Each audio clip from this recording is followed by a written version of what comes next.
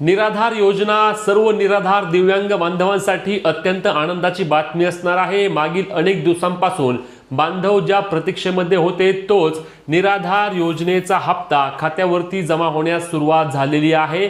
यामध्ये लक्षात घ्या 2500 रुपयांप्रमाणे वितरण लाभार्थ्यांच्या खात्यावरती आज सकाळीपासूनच सुरुवात झाली आहे। आपण याआधीच पाहिलं होतं, सविस्तर व्हिडिओ देखील केली होती की वेबसाईटवर माहिती मिळाल्यानुसार 11 आणि 12 या 2 दिवसात डीबीटी प्रणालीची प्रक्रिया त्या ठिकाणी पार पडली आणि त्यानंतर 14 तारखेपासून म्हणजे आजपासूनच लाभार्थ्यांच्या खात्यावरती पैसे जमा होण्यास सुरुवात झाली आहे। दुपारीपासूनच अनेक लाभार्थ्यांना या संदर्भातील मेसेजेस यायला सुरुवात झाली आहे। आता अनेक जण म्हणतील की बँका बंद आहेत, मग कसे मेसेज येत आहेत? तर लक्षात घ्या, ही जी प्रक्रिया असते ही डीबीटीच्या माध्यमातून पार पडणारी प्रक्रिया असते आणि ही डीबीटी माध्यमातून प्रक्रिया सुरू झाली आहे।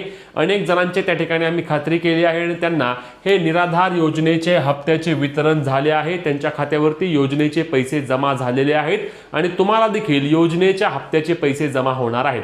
आता या संदर्भातील वितरण किती दिवस चालणार आहे, तुमच्या खात्यावरती पैसे कधी जमा होणार, चला याबाबतची सविस्तर माहिती आपण व्हिडिओमध्ये जाणून घेण्याचा प्रयत्न करूया।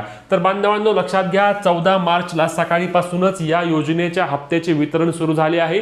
ही प्रणाली डीबीटीच्या माध्यमातून पार पडते आणि डीबीटीसाठी त्या ठिकाणी कोणत्याही प्रकारचा असा नसतं की आधी या जिल्ह्यात येतील मग त्या जिल्ह्यात येतील। हे संपूर्ण राज्यभरामध्ये प्रक्रिया सुरू झाली आहे। नागपूरमध्ये पैसे आले आहेत, पुण्यामध्ये पैसे आले आहेत, मुंबईमध्ये काही लाभार्थ्यांना आले आहेत, कोल्हापूरमध्ये आले आहेत, असे विविध ठिकाणी लाभार्थ्यांच्या खात्यावरती मेसेजेस यायला सुरुवात झाली आहे आणि त्यांच्या खात्यावर आता जे दिव्यांग बांधव आहेत त्यांना 2500 आणि जे आपले निराधार योजनेचे लाभार्थी आहेत त्यांना 1500 अर्थातच 1500 रुपये जमा होण्यास सुरुवात झालेली आहे। आता लक्षात घ्या की वितरण आज सकाळीपासून सुरू झाले आहे आणि हे 2 दिवस चालणार असल्याची माहिती मिळत आहे। मग हे 2 दिवस चालणार म्हणजे आज सर्व लाभार्थ्यांना पैसे जमा होण्याची शक्यता मोठ्या प्रमाणावर आहे, कारण आज संध्याकाळीपर्यंत पैसे येतील आणि ज्या काही लाभार्थ्यांना आज पैसे येणार नाहीत त्यांना उद्या या ठिकाणी योजनेचा त्यांचा लाभ जमा होणार आहे। त्यामुळे कोणत्याही प्रकारची काळजी करण्याची आवश्यकता तुम्हाला नाही। मागील अनेक दिवसांपासून हे लाभार्थी विचारत होते की आमचे पैसे कधी येणार, आमचे पैसे कधी येणार, तर तुमच्या पैशाची प्रक्रिया सुरू झाली आहे। आपण पाहत आहेत की मागील 2-3 दिवसांपासून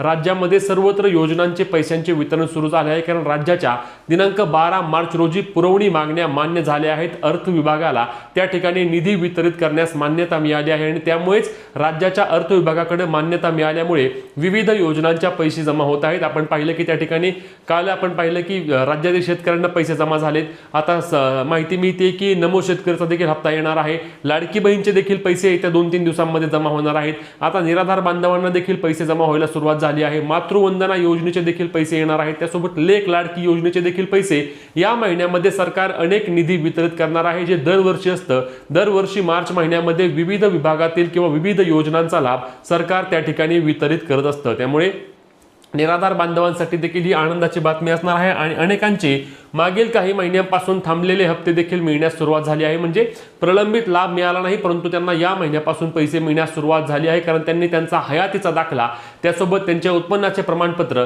पंचायत समिती कार्यालयामध्ये नेऊन जमा केलं होतं। मी अनेकदा लाभार्थ्यांना सांगतोय की लक्षात घ्या, ज्या लाभार्थ्यांचा त्या ठिकाणी संजय गांधी निराधार योजनेचा लाभ थांबला आहे त्यांनी काय करायचे, तर पंचायत समिती कार्यालयामध्ये जाऊन तुम्ही त्या ठिकाणी तुमचा हयातीचा दाखला त्यासोबत तुमचे उत्पन्नाचे प्रमाणपत्र 1 वर्षाचे त्या ठिकाणी जमा करून ती माहिती अपडेट करून घ्यायची आहे। त्यासोबतच तुमच्या आधार कार्डला बँक खाते ऑनलाईन लिंक आहे का हे देखील चेक करायचे आहे, कारण डीबीटीच्या माध्यमातून पैसे जमा होण्यासाठी आधार कार्डला त्या ठिकाणी मोबाईल बँक खाते लिंक असणे आवश्यक असणार आहे। आता या संदर्भातील तुमचे जे काही प्रश्न असतील ते आम्हाला नक्की कमेंटच्या माध्यमातून विचारा। ही व्हिडिओ जास्तीत जास्त शेअर करून अशाच कामाच्या माहितीसाठी, हक्काच्या अपडेटसाठी आपल्या पेजला फॉलो करून चॅनलला सबस्क्राइब करा। भेटूया पुढच्या व्हिडिओत, तोपर्यंत जय महाराष्ट्र।